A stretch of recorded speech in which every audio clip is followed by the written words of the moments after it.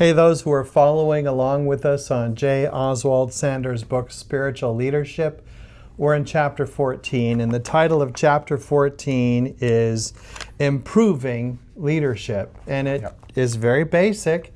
It calls us to improve our leadership. The proof text it gave us is in Romans chapter 12. Romans chapter 12. I beseech you, therefore, brethren, to present your bodies as living sacrifice, holy and acceptable to God. Great advice. But down in verse 8, it tells us that those who lead are to do so with zeal. What does that mean to you? I think that means to lead with passion. I think that means to lead with conviction. I think that means to lead with excitement and joy. And to be ever improving. You know, it's kind of like when you go to an airport and they have those people movers. If you ever try to go the wrong direction on them, which our kids love to do, by the way. All the time, every time. But if you stop, you're moving backwards. Yes. And so I think the goal in this chapter and in leadership is that we are constantly progressing, because if we're not progressing, we're moving backwards. Yes. And it's a tragic thing to see somebody just cool off and stop and not be as passionate or invested or excited about what the Lord has them to do. Yeah. But it's a challenge for us to keep those fires burning within us, isn't it? It is. Yeah. Tell me more. All right.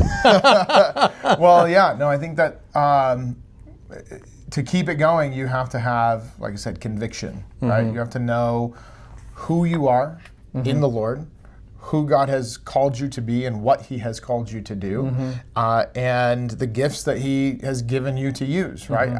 Knowing those things will give you the conviction that you need to move forward and continually improve. And I think when it comes to having zeal and passion, all right, any leadership endeavor that I take on, I cannot expect anybody to be more excited or more joyful about it than I am. Right. And so that's, I have to lead with it. If I expect other people to be excited about it, I got to be excited about it. Well, it's not just being a cheerleader either. No. It's going, God is doing an amazing thing, and I get to be part of it. So there's reason to be excited. In the book, it covers some things like we need to have a defined goal. You kind of mentioned that. We have to have faith. We can't be timid. It also mentions that we're to be enthusiastic. But one of the things, it uses this kind of old-timey phrase, we need to not be reluctant to grasp the nettle of difficult situations. Grab a hold of the thorn bush of difficulty and deal with things. And that's one of the easy things that we can do, is be procrastinators, can't we?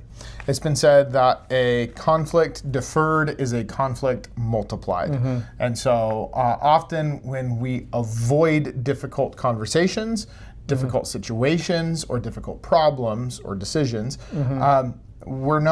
they're not going to go away by themselves. They're going to still be waiting there for us to do something about it. And we're afraid that we're in a situation, it's going to get worse, somebody's going to get mad, or this will happen, or that will. Probably will. Don't worry about it. But the Lord will see you through it as you lead with wisdom from Him.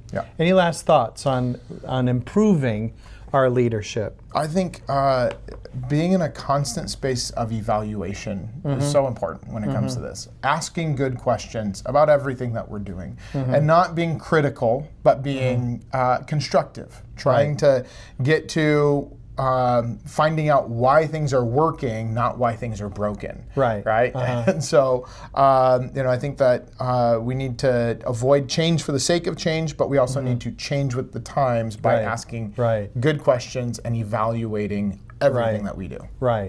And the warning words are, because we've always done it this way. So we need to be careful, because we want to be innovative and excited about where the Lord has us going, and listen to Him, essentially. All right, that's it for today. The next chapter is going to be on, let me see what it is, the cost of leadership. Sounds ominous. So look forward to next time. God bless you.